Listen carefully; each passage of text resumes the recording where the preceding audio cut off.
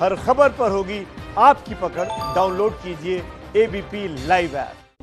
नमस्कार, ABP news पर आपका स्वागत है। खबर दिन भर जारी है और अब बात मदरसों पर सियासी महाभारत पार्ट 2 की, जो अब शुरू हो चुकी है। और इस बार मध्य प्रदेश की कैबिनेट मंत्री उषा ठाकुर ने मदरसों को लेकर एक विवादित बयान दिया है।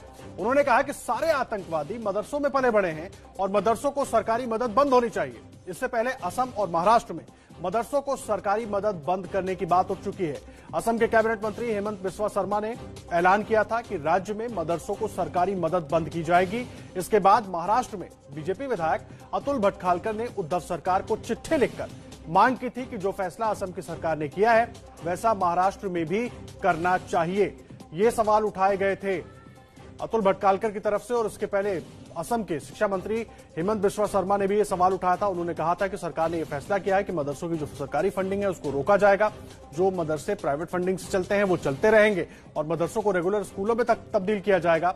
और अब मध्य प्रदेश से भी ऐसी मांग उठने लगी है, जिस पर अब विवाद गहराता जा रहा है, क्योंकि उषा ठाकुर ने कह दिया है कि मदरसों में सिर्फ आतंकवादी ही पढ़ते हैं, जिसको लेकर अब विरोध होना शुरू हो गया है।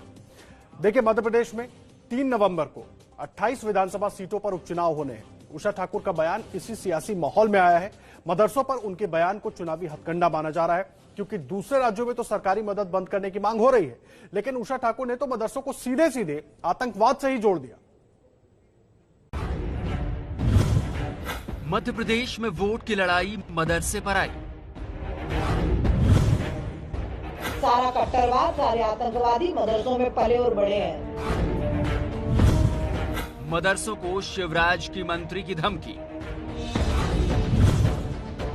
देखिए, अभी असम में ये करके दिखा भी दिया, ठीक है ना, कि मदरसे बंद। ये है मध्य प्रदेश की कैबिनेट मंत्री उषा ठाकुर। अध्यात्म और संस्कृति मंत्रालय का प्रभार इनके पास है। समाज में भाईचारा कायम रखने और भारत की सनातन संस्कृति को आगे बढ़ाने की जिम्मेदारी है इनकी। लेकिन सुनिए मंत्री साहिबा के बोल। सारा कट्टरवाद, सारे आतंकवादी मदरसों में पले और बड़े हैं। जम्मू कश्मीर को आतंकवादियों की फैक्ट्री बना के रख दिया था। तो ऐसे मदरसे जो राष्ट्रवाद से, जो समाज की मुख्य धारा से नहीं जोड़ सकते, उनको हमें समुचित शिक्षा के साथ जोड़कर समाज को सबकी प्रगति के लिए एक साथ आगे ले जाना। उषा ठाकुर यहीं नहीं रुकी, असम का उदाहरण भी दे डाला। देखिए, अभी असम में ये करके दिखा भी दिया, ठीक है ना, कि मदरसे बंद। राष्ट्रवाद के बाधा जो भी डालेगा, ऐसी सारी चीजें राष्ट्र हित में बंद होनी चाहिए। तीर कमान से निकल चुका था। उषा ठाकुर को तो ये एहसास नहीं हुआ, लेकिन बगल में बैठे महाशय ने तुरंत भूल सुधार की सलाह दी, तो मदरसों को सरकारी मदद से जोड़ दिया गया। शासकीय सहायता बंद होनी चाहिए। वक्फ बोर्ड अपने आप में खुद बहुत सक्षम समर्थ संस्था है।